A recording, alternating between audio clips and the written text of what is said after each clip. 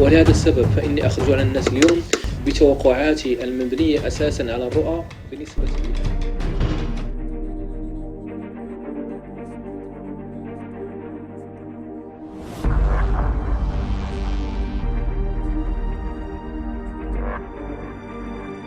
لهذا السبب فإني أخرج على الناس اليوم بتوقعاتي المبنية أساساً على الرؤى.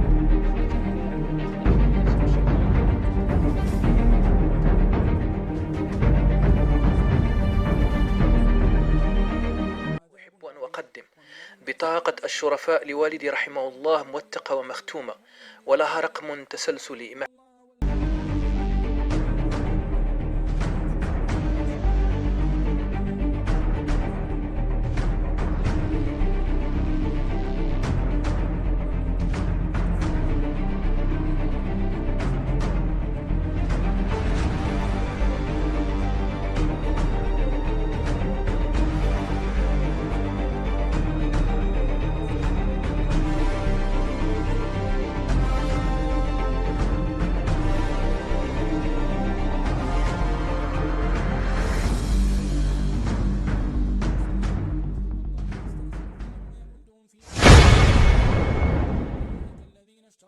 قبل أن تشن قناة نهاية العالم والفتن حربها على قناة المعبر المغربي محمد مجاهد، يجب أن نذكر أن صاحب القناة المدعو أبو عبد الرحمن كان يشيد بصدق تأويل المعبر المغربي محمد مجاهد.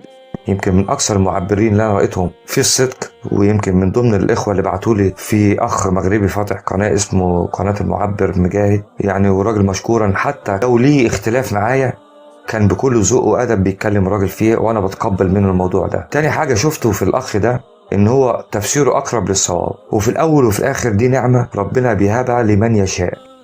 فكيف انقلب الحال إلى تكذيب وطعن واتهامات تنوء بحملها الجبال؟ البداية كانت في يوم 23 شهر 6 2020، حيث نشرت قناة نهاية العالم والفتن حلقة فيها رؤيا خلط الماء بالزيت.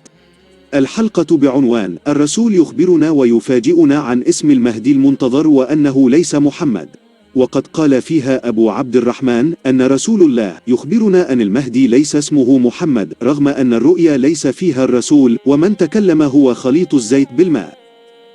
وخلطت زيت الزيتون والماء معا، وإذا بهذا الخليط يتكلم معي وقال لي سوف ترى رسول الله ويخبرك إن حديث اسم المهدي محمد هو حديث ضعيف. وبتعني بعد كده إن الرؤية بتقول إن اسم محمد مش هو الاسم هيخرج به المهدي المنتظر، بل له اسم آخر. وللتأكيد في هذا الموضوع رؤية أخرى سوف تأتي للرائي فيها الحبيب محمد صلى الله عليه وسلم، يعني دي برضو بشرى للرائي نفسه إن النبي صلى الله عليه وسلم هيأتي للرائي وهيبلغه. المعبر المغربي محمد مجاهد قام في نفس اليوم بإعادة تأويل الرؤيا لخطورة ما جاء فيها، مبينا خطأ التأويل ومصححا له، ومحذرا من خطورة الكذب على رسول الله صلى الله عليه وسلم. وأبدأ التأويل إن شاء الله. أولا أقول أن الرؤيا هي في واد، والعنوان الذي ورد في قناة الأخ عبد الرحمن في واد آخر. العنوان الذي وضعه الأخ عبد الرحمن في قناته يقول الرسول يخبرنا ويفاجئنا عن اسم المهدي وأنه ليس محمد. أقول أن رسول الله صلى الله عليه وسلم لم يقل أن اسم المهدي ليس هو محمد، وإنما هو استنباط من خلال تأويل خطأ للرؤيا. هذه أول شيء. ونذكر أنه من كذب على رسول الله صلى الله عليه وسلم متعمدا فجزاؤه يعني جهنم. وأنا أعلم أن الأخ عبد الرحمن لم يكذب على النبي صلى الله عليه وسلم، وإنما هذا خطأ كبير جدا، لأن أصلا النبي صلى الله عليه وسلم في الرؤيا لم يقل أن المهدي ليس اسمه محمد، وإنما هذا الكلام هو كلام الخليط، وهذا الكلام هو كلام العجوز. رغم أن المعبر المغربي محمد مجاهد كان ناصحا له بالحسنى ومحسنا الظن فيه، إلا أن أبو عبد الرحمن لم يعجبه أبدا إعادة تأويل هذه الرؤيا، إذ اعتبرها إنقاصا من قدره كمعبر. ليعلن الحرب على محمد مجاهد في حلقة نشرها على قناته بتاريخ 28 شهر 6 2020، أي بعد 5 أيام، ليس لرد على إعادة التأويل أو دفاعا عن صحة تأويله، بل حلقة كلها طعن في المعبر المغربي واتهامات ثقيلة جدا. اتهمه بأن عنده أكثر من إيميل، وأنه يزور ويؤلف الرؤى التي تأتي في حقه من الناس، بما فيها الرؤى التي تجمعه برسول الله، كما اتهمه أنه مدعي للمهدي وأنه جهيمان الثاني.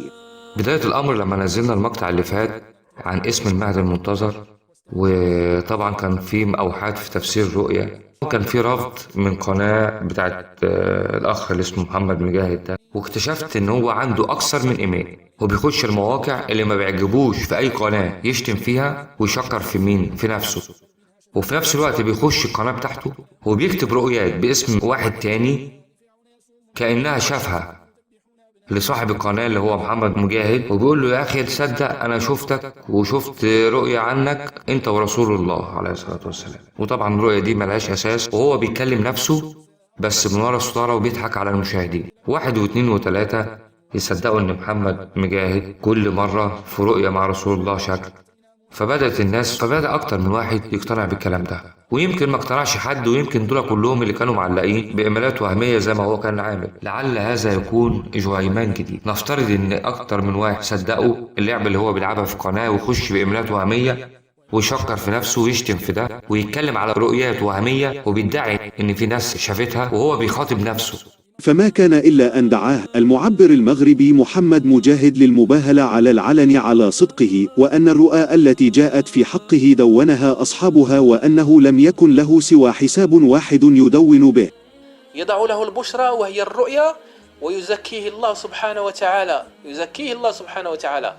محمد مجاهد لم يزكي نفسه أبدا ولم يشكر نفسه أبدا، لكن هي الرؤى التي نزلت عليه مثل الغيث ومثل المطر، فوضعها الإخوة في التعاليق يعني في اليوتيوب، فدخل أعوانك من الشياطين فقرأوها فازداد حسدكم، وازداد كيدكم، وازداد بغضكم، وازدادت كراهيتكم من الحق، واتهمتم محمد مجاهد أن له حساب كذا وكذا وكأنه يكتب هذه التعاليق. ألا لعنة الله على الكاذبين. أنا أتحداك في مباهلة، فإن جبنت على المباهلة فسأدعو الله سبحانه وتعالى بأن يخرس لسانك. وأنا أقول من هذا المنبر: اللهم إني مظلوم ودعوة المظلوم مستجابة عندك. اللهم إني مظلوم ودعوة المظلوم مستجابة عندك. اللهم إني مظلوم ودعوة المظلوم مستجابة عندك. اللهم إن كان لمحمد مجاهد أكثر من حساب، كانوا يدون بحساب آخر من غير حساب قناة المعبر المغربي محمد مجاهد، اللهم أخرس لسان محمد مجاهد. لكن المدعو أبو عبد الرحمن فر من المباهلة عبر السخرية منها وتحريف مسارها من المباهلة على أن محمد مجاهد له حساب واحد وأن الرؤى في حقه وضعها أصحابها، إلى المباهلة على المهدية. والرسول عليه الصلاة والسلام ما قالناش نعمل مباهلة عن المهدي المنتظر. يبقى الأمور المباهلة دي فتنة، وكل فتنة ضلالة هي وصاحبها في النار. تمام. الأستاذ أسامة، هل يجوز المباهلة بين اثنين من المسلمين؟ نعم، إذا اشتد الخصام وكل يكذب صاحبه. اللهم إني مظلوم ودعوة المظلوم مستجابة. وقد استجاب الله لدعاء المعبر المغربي محمد مجاهد، حيث تواصل معه أخ من مصر اقترح فتح مجموعة على الواتساب لجمع الشهود أصحاب الرؤى بأرقامهم الظاهرة من مختلف الدول وأصواتهم وصورهم يدلون بشهاداتهم عن الرؤى التي جاءتهم في حق المعبر المغربي محمد مجاهد، بما فيها الرؤى التي فيها رسول الله صلى الله عليه وسلم. وبالفعل فتحت المجموعة يوم 29 من يونيو 2020، وتوافد على المجموعة الشهود أصحاب الرؤى، وتوافد الناس والمتابعين لسماع شهاداتهم. فتبين للجميع صدق المعبر المغربي محمد مجاهد وكذب أبو عبد الرحمن صاحب قناة نهاية العالم والفتن، وبطلان الاتهامات له بتأليف هذه الرؤى عبر حسابات وهمية. بل شاء الله أن يجعل هذه الأكاذيب والاتهامات العظيمة التي اتهم بها المعبر المغربي سببا في تجميع أصحاب الرؤى المنتشرين في مختلف بقاع العالم حول المعبر المغربي يشدون من أزره أناس اصطفاهم الله لنصرة الحق. لكن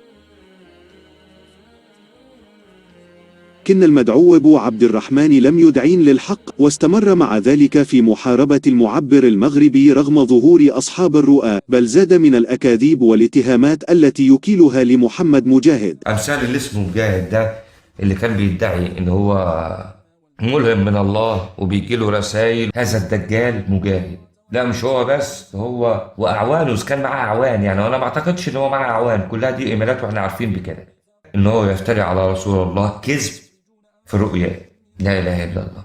فلازم نغضب على من يفتري على رسول الله كذب، ولازم نهتم بهذا الأمر ونحارب كل دجال يدعي على رسول الله كذب. حتى لو أنت ما كانش عندك أي عقيدة، أنا ماليش دعوة بيك ومعرفش أنت عندك عقيدة ولا أنت وضعك إيه ولا إيه موضعك، بس اللي أنا ظاهر قدامي اللي أنت مسلم. حتى لو هو مسلم مكتوب على البطاقة بس على إثبات الشخصية إن هو مسلم. مجاهد ده هو في الأصل من اليهود، إن قناة مجاهد كل اللايكات اللي فيها جاية من إسرائيل، إن الناس دي عملاء، وكل اللايكات اللي بتاخدوها على المشاهدات بتاعتهم بتبقى جاية من اليهود، وزي ما شفنا مصدرها وشفنا والكلام ده كله. ما ينفعش أي حد يفسر القرآن، وبالذات الراجل ده كان عايش، هو بيقول لك أنا عايش في أمريكا وبدرس هناك. طب أنت سبحان الله بتتعلم على إيد منبع اليهود. أنا عاوز أقول كلمتين بس. الراجل المسلم يتعلم من المسلمين ولا يذهب إلى الغرب ليتعلم منه، وإذا ذهبت للغرب لا تتعلم إلا العادات السيئة الخبيثة والتعري. تؤيد رجل عاش في وسط مليء بالتعري والتبرج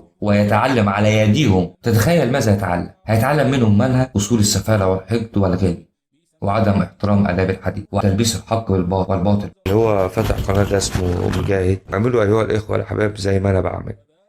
بعتبر إنه إنسان مجنون. هو في حد بياخد على المجنون؟ سيبوه. هو على فكرة يعني هو اكتشفنا بفضل الله تعالى رسائل بتثبت ان هو يعتبر شبه عنده خلل عقلي، وندعو الله تعالى له بالشفاء. ابعتوا لي الاخوة كوارث عنه بالاثبات يثبت فعلا ان هو سبحان الله يعني ربنا يشفي عنه ان هو عنده خلل. كرد على كل هذه الأكاذيب تحدى المعبر المغربي محمد مجاهد المدعو أبو عبد الرحمن صاحب قناة نهاية العالم والفتن في أمر بسيط، تحداه أن يقرأ سورة البقرة على قناته فقط، فإن فعل فإن محمد مجاهد سيغلق قناته للأبد. فروا من مباهلتي قلنا نعم، فروا من مناظرتي قلنا نعم، طعنوا سبوا شتموا دلسوا كذبوا يعني سحروا قلنا نعم، وصفونا باليهود، ونحن الآن نقول فقط لو سلمنا بكلامهم واعتبرناه صحيحا. يهودي يطلب من أبو عبد الرحمن قراءة القرآن، اقرأ سورة البقرة، لو أتممتها محمد مجاهد يعد الناس وعد شرف بأن يغلق هذه القناة ويمضي إلى حل سبيله. فما استطاع إلى ذلك سبيلا متذرعا بالمرض. طبعا مرض يمنعه من قراءة القرآن ولا يمنعه من عمل الحلقات على اليوتيوب كل يوم. والعلم أنني لا أجيد الغناء بالقرآن الكريم كما تريد أنت، وقد يكون ذلك السبب الأساسي لمرضي المزمن في الجيوب الأنفية، والكل في القناة على مثال. سبحان الله، يهودي يطلب من مسلم قراءة القرآن والمسلم يرفض بأي حجة؟ بحجة الجيوب الأنفية؟ لا إله إلا الله. بعد أن لم يستطع قراءة القرآن على قناته، انتقل المدعو أبو عبد الرحمن من التشكيك في نسب محمد مجاهد لآل بيت رسول الله صلى الله عليه وسلم إلى الادعاء انتماؤه هو نفسه لآل البيت، مؤكدا أنه سيقدم الإثبات على ذلك. هقول لك بقى أمر تاني ويمكن أنت ما سمعتوش عني، وأحب أعرف ونبذة صغيرة عن اسمي أبو عبد الرحمن، واسمي الحقيقي أحمد وأبو عبد الرحمن، وذلك عن اسم ابني مصري الجنسية من أصل جد سعودي، يعني أصل سعودي، ونسبي من آل البيت. وأنا مش بقول لك كده، معايا إثبات يثبت كده، وعندي إثبات النسب من دار المحفوظات بالأزهر ومختومة، يعني أنا من نسل الحبيب محمد صلى الله عليه وسلم. وطبعا في إخوة لسان حاله يقول إن لم أقدر عليه في علم التأويل أو قراءة القرآن فسأغلبه بإثبات النسب لآل البيت. 27 شهر 8 2020. صاحب قناة نهاية العالم والفتن ينشر حلقة تتضمن وثيقة ادعى أنها شهادة نسبه لآل بيت رسول الله صلى الله عليه وسلم مع طمس معالمها المهمة، مؤكدا أنها تثبت نسبه لآل البيت. نسبي بفضل الله من الحبيب محمد صلى الله عليه وسلم، وأنا بنشره لكل الإخوة إثبات نسبي. أين إثبات نسبك أنت؟ معلش أنا بعتذر اللي أنا شاطب على الاسم، بس أدي شهادة موثقة رسميا بإثبات نسبي من الحبيب محمد عليه الصلاة والسلام. آخر كلام هقوله لك عشان ما أطولش في المقطع ده، لكن يشاء الله أن يفضحه فضيحة مدوية على يد أستاذ للفنون الجميلة قام بكشف تزويره لشهادة نسبه، إذ اكتشف أن هذه الوثيقة موجودة على النت على مدونة العمري. قام أبو عبد الرحمن بأخذها وطمس بعض معالمها مدعيا أنها وثيقة نسبه، لكن بمقارنة بين الوثيقتين تبين تطابقهما وأنهما نفس الوثيقة، وأن صاحب نهاية العالم والفتن قد قام بتزويرها لينسب نفسه كذبا لآل بيت رسول الله صلى الله عليه وسلم. وقد نشر هذا الأستاذ حلقة مفصلة بالأدلة عن ذلك لينصر الله مرة أخرى المعبر المغربي محمد مجاهد على صاحب قناة نهاية العالم والفتن نصرا مؤزرا. كما أثبتنا بتواريخ هذه الحرب بدأتها قناة نهاية العالم والفتن على المعبر المغربي محمد مجاهد بعد أن أعاد تأويل رؤيا خلط الزيت بالماء لما تضمنته من أخطاء وتجرؤ على رسول الله صلى الله عليه وسلم وكذب عليه.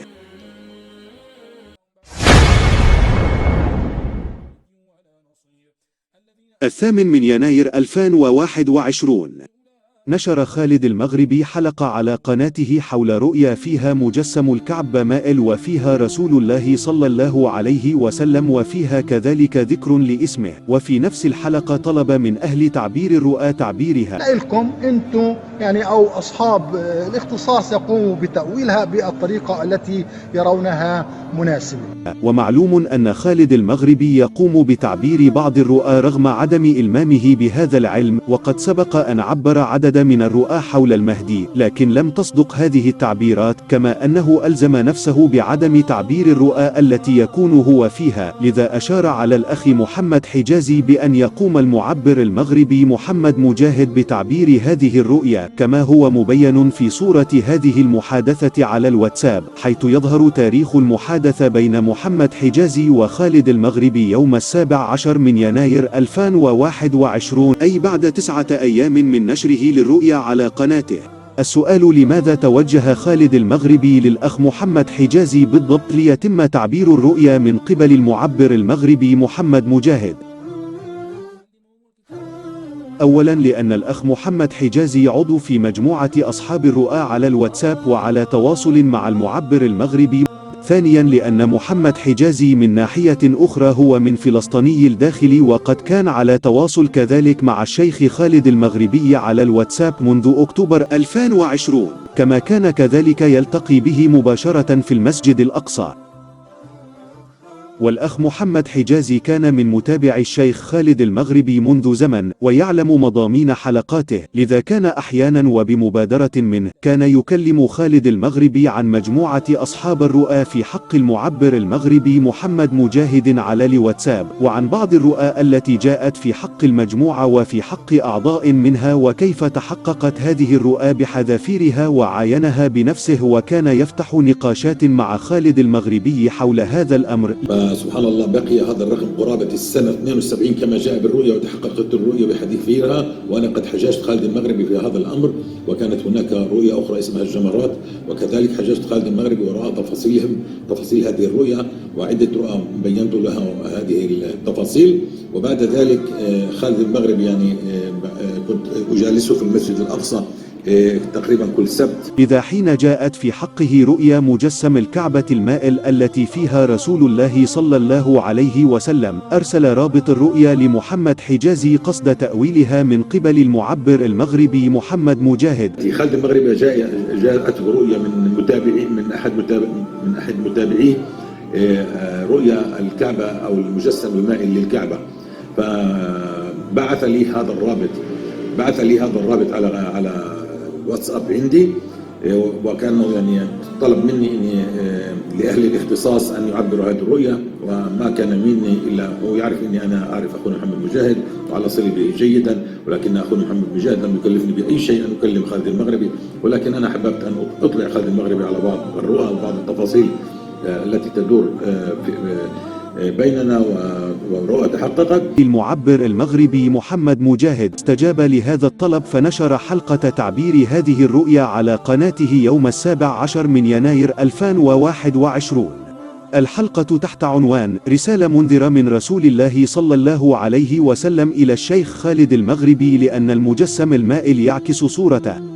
لكن تعبير المعبر المغربي محمد مجاهد لم يعجب خالد المغربي ولم يتقبل، لأنه كان على ما يبدو ينتظر أن تزكيه الرؤيا أو على الأقل أن توافق تعبيره الذي يعتقده هو لها، شبيهة بكثير من الرؤيا، يعني تحمل نفس المعاني.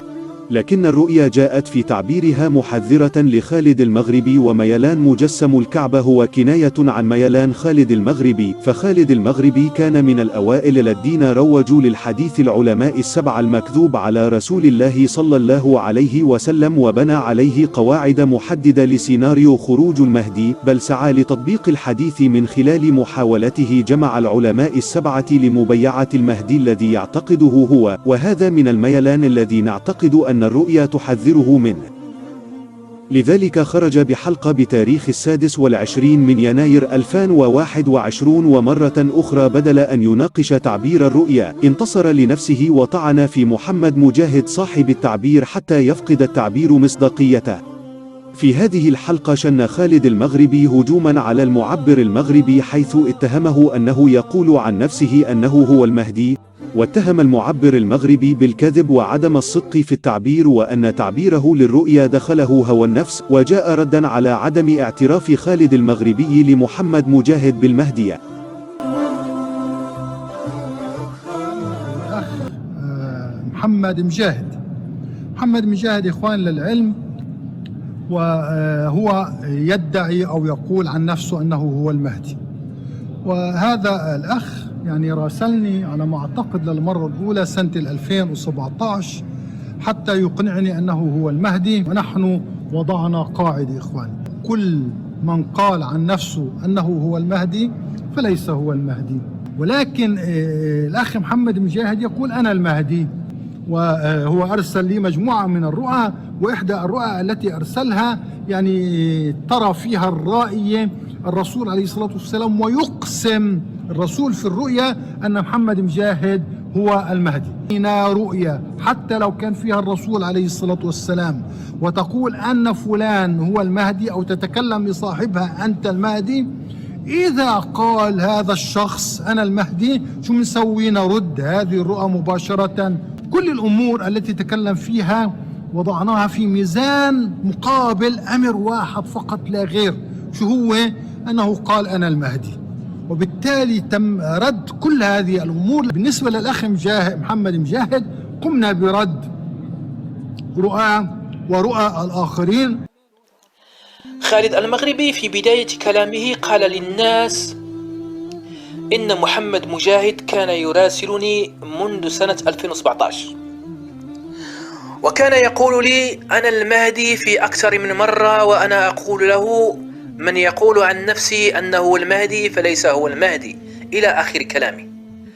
وأقول لجميع الناس إن خالد المغربي في هذه الجزئية قد كذب على محمد مجاهد، فمحمد مجاهد لم يقل له أبدا أنني المهدي أو أنني لست المهدي، لا تصريحا ولا تلميحا، ولم أحاول إقناعه. لكن كل ما في الأمر أن الناس الذين كانوا معي على الفيسبوك سنوات 2017 طلبوا مني أن أقدم بعض الرؤى لخالد المغربي حتى يستبشر بها، وقد حصل ما حصل. للتذكير فقط أنني لم يسبق لي أن تكلمت مكالمة تليفونية مع خالد المغربي، ولم يسبق لي أن أرسلت صوت لخالد المغربي لكن كل ما وقع مني هي مراسلات كتابية. وفي هذا المقام أنني أرفع صورة، فقط صورة، يعني لا أريد أن المراسلات لها حرمة، لكن خالد المغربي هتك هذه الحرمة وهتك هذا الستر. فأنا الآن مضطر أحبتي الكرام أن أنقل صورة وحيدة، ومحمد مجاهد يقول لخالد المغربي: نعم، كل من يقول أنه المهدي فليس هو المهدي، فلماذا تكذب يا خالد المغربي بهذه ولكن في إحدى الرسائل اللي كان أرسل لي إياها كان يقول أنه هو مأمور أن يطلعني على كل شيء. يعني هو مأمور أن يطلعني على كل شيء. طب مين اللي أمرك أنك أنت تطلعني على أي شيء، على كل شيء؟ مين اللي أمرك؟ هلا اللي أمرك واحدة من تنتين، إما رحمن أو شيطان. هي ليست رؤاية الشخصية، لست أنا هو الرائي، فلو كنت أنا هو الرائي ما كان لي أبدا أن أحمل هذه الرؤى إلى خالد المغربي. لكن الناس التي رأت بعض الرؤى في حقي هي التي طلبت مني أن أنقلها إلى خالد المغربي على سبيل الأمانة، وأنا أديت هذه الأمانة بكل إخلاص وبكل أدب وبكل احترام، على سبيل أن يستبشر بها ويعلم أن هناك رؤى الناس. وقبل الإغلاق كان له أتباع أو محبين هنا، كان يأتي بعضهم حتى يقنعني ويستمر بإقناعي أنه هو المهدي. هو يعرف أني أنا أعرف أخونا محمد مجاهد وعلى صلة به جيدا، ولكن أخونا محمد مجاهد لم يكلفني بأي شيء أن أكلم خالد المغربي، ولكن أنا حببت أن أطلع خالد المغربي على بعض الرؤى وبعض التفاصيل التي تدور بيننا، ورؤى تحققت. ثم بعد ذلك عندما عبر أخونا محمد مجاهد هذه الرؤية، فقال إنه محمد مجاهد هذا هنا بيت القصيد الذي يعني حالة، يعني خلص قطعت علاقتي مع خالد المغربي. قال إن محمد مجاهد يبعث لي أناس يعني كأنهم يريدوا أن يعني يطبطبوا لخالد المغربي أن يقبل محمد مجاهد أنه هو المهدي، وهذا افتراء وكذب، والله ما فيه من الحق شيء. قوم بسردها كما أتاني، لمن يحب أن يؤولها فليؤولها. مش معناه أنه احنا مش عارفين تأويلها يا إخواني، لا. هذه الرؤية تتكلم عن الكعبة، شبيهة بكثير من الرؤيا، يعني تحمل نفس المعاني. فهذا الشخص إخواني اللي هو مجاهد لما وصل إلى طريق مغلق معي أنه أنا لن أعترف له بالمهدوية، شو سوى؟ انقلب في هذا التفسير. عشان هيك التفسير هو فعليا هوى لنفسه.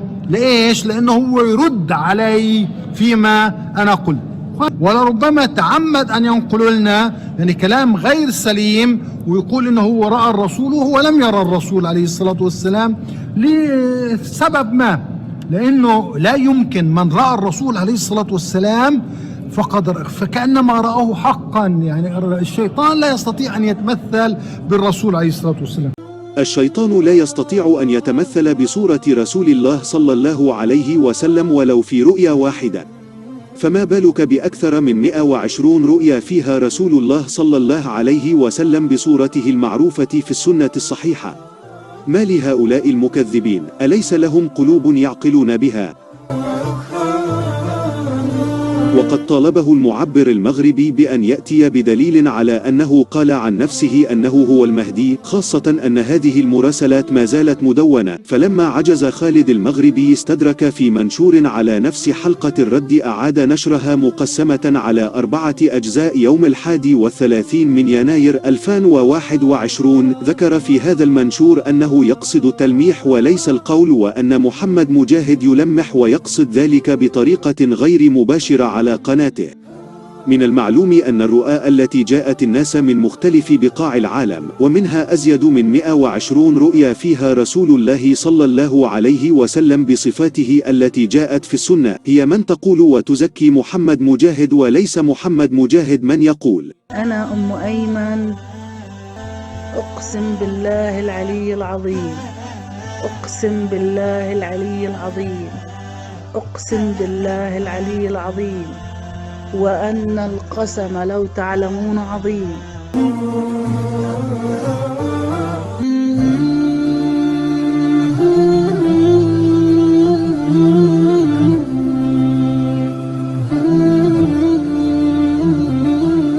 الرؤى الصادقة هي من الله وليس للمعبر المغربي دخل فيها، فإذا نشر بعضا منها على قناته قيل أنه يلمح بأنه المهدي،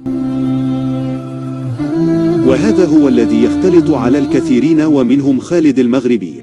نقول أن هذا الكم الهائل من هذه الرؤى والتي فيها رسول الله صلى الله عليه وسلم والتي ردها خالد المغربي سنة 2017 هي أصدق ألف مرة من القواعد التي وضعها خالد المغربي بناء على حديث العلماء السبعة الموضوع.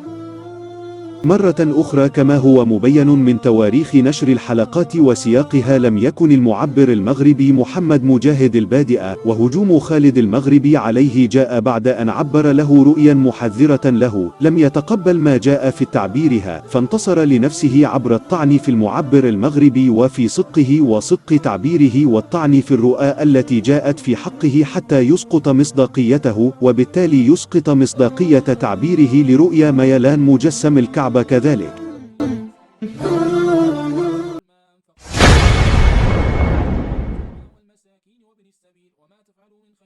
سيناريو انطلاق حرب أيمن السلحدار على المعبر المغربي محمد مجاهد مشابه لما حدث مع خالد المغربي، إذ طلب من المتابعين إيصال رؤيا لم يستطع أحد تعبيرها للمعبر المغربي محمد مجاهد قصد تعبيرها، وقد استجاب المعبر المغربي محمد مجاهد لهذا الطلب وقام بتعبير الرؤيا على قناته يوم 10 من يونيو 2021، لكن لم يكد يمر سوى يوم واحد على تعبير الرؤيا حتى بدأ أيمن السلحدار حربه على المعبر المغربي محمد مجاهد بحلقة يوم 11 من يونيو 2021، وقد أخذت الحرب شكل التهديد بإخراج تسريبات من مجموعة أصحاب الرؤى على الواتساب، متهما المعبر المغربي محمد مجاهد بقائمة كبيرة من الافتراءات. نذكر منها: اتهم محمد مجاهد بفتح مجموعات على الواتساب ليجمع أنصارا له ويروج لنفسه أنه المهدي ويدعو لبيعته، كما طعن في الرؤى وأصحابها. بلخصه في كلمتين: شخص معبر مغربي عمل قناة وبعد كده عمل جروب وعمل جروب سري، وهناك أخذ البيعة داخل الجروب السري على إنه المهدي. القصة زي ما قلت إن شخص بيعمل قناة للرؤية وللأحلام وللتفسير، وبعد كده بيكون جروب، ومن داخل الجروب بعض الخلص من أتباعه بيبتدوا يوهموا أو يوهموا نفسهم إن فيه رؤى كثيرة ليه بتشير إن هو المهدي. طبعا الراجل بيعزز إن هو شاف رؤى كتير، والناس يقولوا ده احنا شفنا لك رؤية. كل ده سيطرة على العقول، وليه أتباع عززوا هذا الكلام برؤى وكلام كله شيطاني لا قيمة له. وطبعا في شخصية معينة للسيدة دي 24 ساعة تخرج تقول أنا بشوف النبي وشفته معاك، أنا بشوف النبي معاك، وأتباعه يقولوا إن هو شافوه مع النبي، وهو الراجل عايش أساسا بالأسحار وبالسحر وبالجان. اتهم المعبر المغربي محمد مجاهد بأسر واستعباد الناس أصحاب الرؤى على مجموعة الواتساب وتهديدهم، بل قال عنه ساحر يسلط سحره على أعضاء المجموعة حتى لا يخرجوا من المجموعة. في أسرى عندك في الواتساب وعلى التليجرام، وطبعا حاجات كتيرة جدا ممسوكة عليهم ومش قادرين إن هم يخرجوا. أعلن توبتك وفك أسر هؤلاء الناس من الجروبات اللي عندك من التليجرام ومن الواتس والحاجات دي. أتباعه اللي هم لسه مغيبين، اللي هم في منهم تحت القهر وتحت بند السحر، مش قادرين يخرجوا. بس ما تاخدش الناس عبيد عندك داخل جروبات وتفتح الجروبات عشان راجل يعرف ست، وهو الراجل عايش أساسا بالأسحار وبالسحر وبالجان. السحر عمل لكم مشكلة كبيرة جدا، وكبيركم متفنن في هذا الأمر، متفنن في هذا الأمر جدا، علشان يخشوا في السكة دي مع الرجل الساحر، مع الرجل الساحر. طعن في نسب المعبر المغربي محمد مجاهد لآل البيت، وقال أنه سيكون مثل جهيمان. أو يدعوا أمر كبير لنفسهم، لأن البيبي يدعي إن هو من آل البيت. ممكن يتحول خطوة وراء خطوة علشان يبقى زي ما كان بيحصل مع جهيمان، أو زي ما حصل مع جهيمان في الفتنة بتاعته. بعد أن يئس أيمن السلحدار من أن ينفض أصحاب الرؤى في مجموعة الواتساب عن المعبر المغربي محمد مجاهد، قال بأنهم عصابة وتنظيم ويشكلون تهديدا على الأمن العام، بل هدد أصحاب الرؤى على مجموعة الواتساب بالتبليغ عنهم أمنيا ما لم يخرجوا من المجموعة وينفضوا عن المعبر المغربي. الناس دي عصابة كبيرة جدا، على رأسها بيقف هذا الرجل المعبر، عاملين جروب كبير وعصابة كبيرة واستحكام على الناس عشان يسيطروا على عقول الناس. لو لم يخرج من في هذا الجروب أيضا من الأتباع، عندي كل الأرقام بتاعت التليفونات بتاعتكم بدولكم بالمحادثات بتاعتكم. مضطر آسفا أن كل أرقام تليفوناتكم هترسل بالفويس بتاعكم إلى أجهزة أمنية في بلاد عدة.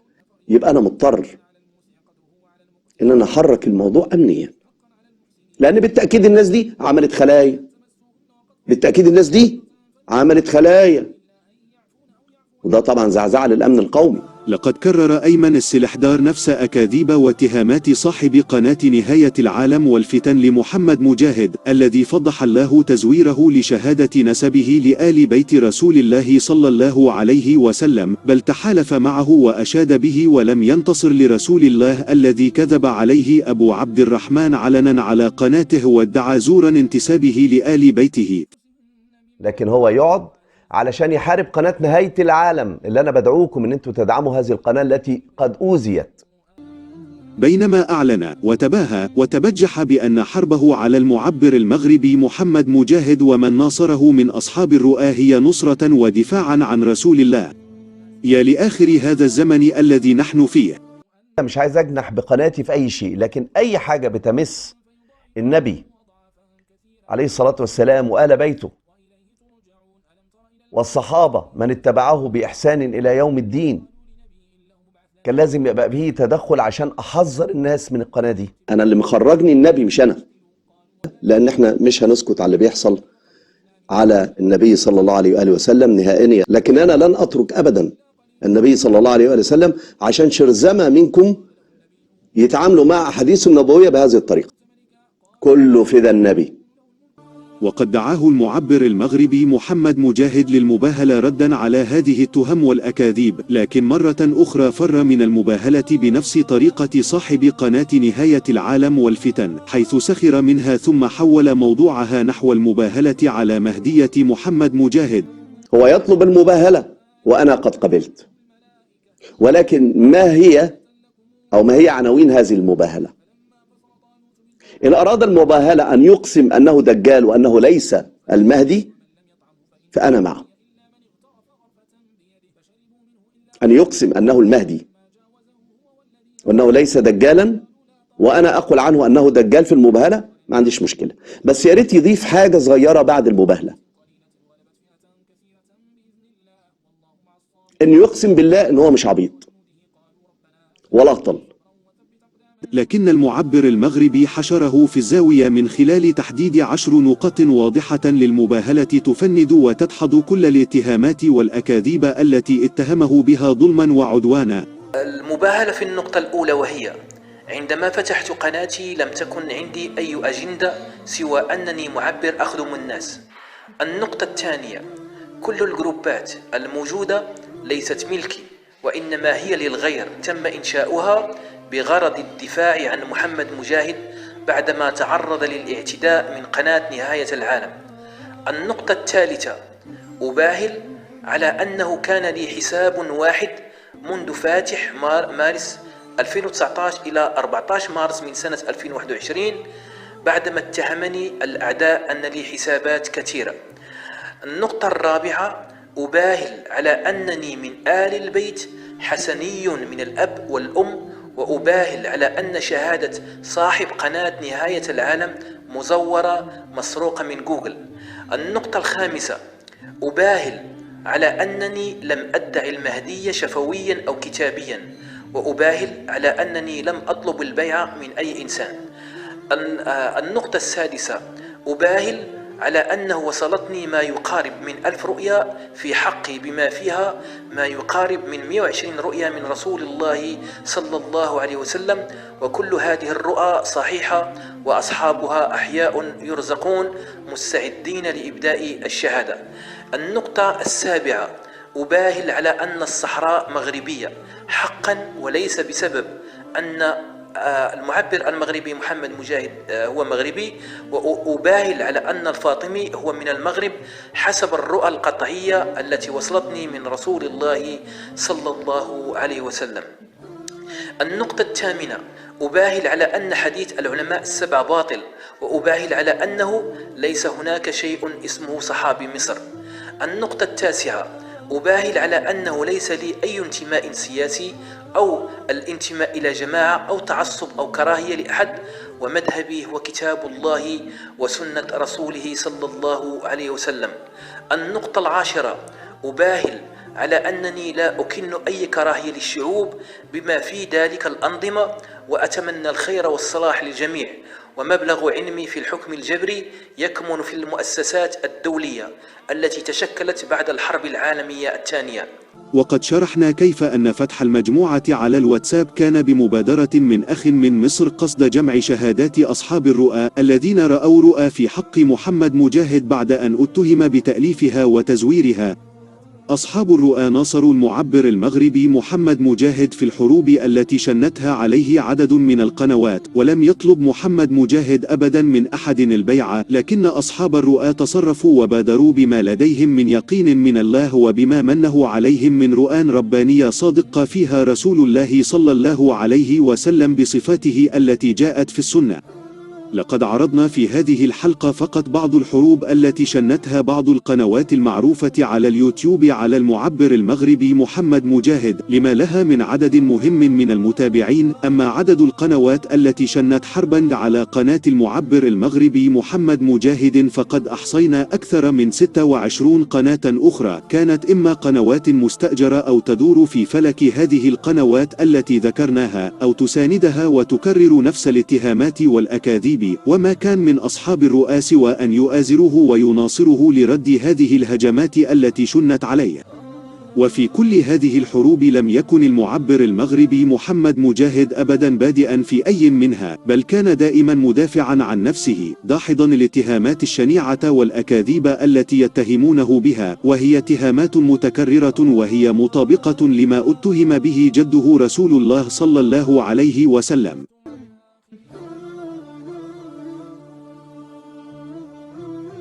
وهو الراجل عايش اساسا بالاسحار وبالسحر وبالجان.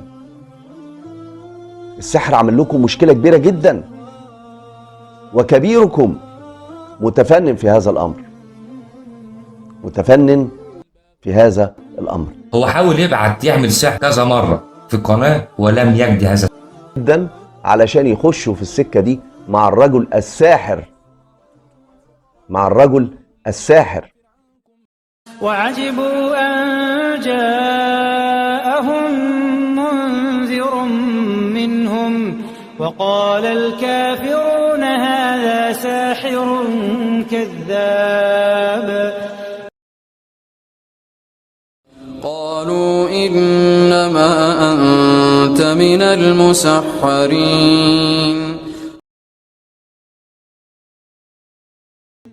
اللي هو فتح قناة اسمه مجاهد. اعملوا أيها الإخوة الأحباب زي ما أنا بعمل. بعتبر إنه إنسان مجنون. هو في حد بياخد على المجنون؟ إنه يقسم بالله إن هو مش عبيط ولا أهطل، إن هو يعتبر شبه عنده خلل عقلي، وبالإثبات يثبت فعلا إن هو سبحان الله يعني ربنا يشفي عنه إن هو عنده خلل. عايز تبقى عبيط وهبل؟ خلاص استمر. كذلك ما أتى الذين من قبلهم من رسول إلا قالوا ساحر أو مجنون. ونفس السيناريو ان هم رأوا رؤيا الرسول صلى الله عليه وسلم يقول لهم ان الفنان المغربي ده هو المهدي، ونفس قصة الفيلم. حتى لو كلامهم ده صحيح وانا اشك فيه ان هم شافوا رؤيا اصلا هو نفس الحدث اللي حصل لجهيمان. يعني ممكن يتحول خطوة وراء خطوة علشان يبقى زي ما كان بيحصل مع جهيمان أو زي ما حصل مع جهيمان في الفتنة بتاعته. انظر كيف ضربوا لك الأمثال فضلوا فلا يستطيعون سبيلا. بيبتدوا يوهموا أو يوهموا نفسهم إن في رؤى كثيرة ليه بتشير إن هو المهدي. طبعا الراجل بيعزز ان هو شاف رؤى كتير والناس يقولوا ده احنا شفنا لك رؤية. كل ده سيطرة على العقول. امثال اللي اسمه مجاهد ده اللي كذب. مجاهد ده هو في الاصل من اليهود. وبيجي له رسائل هذا الدجال مجاهد. لا مش هو بس، هو واعوانه برؤى وكلام كله شيطاني لا قيمة له. ان هو يفتري على رسول الله كذب في رؤياه.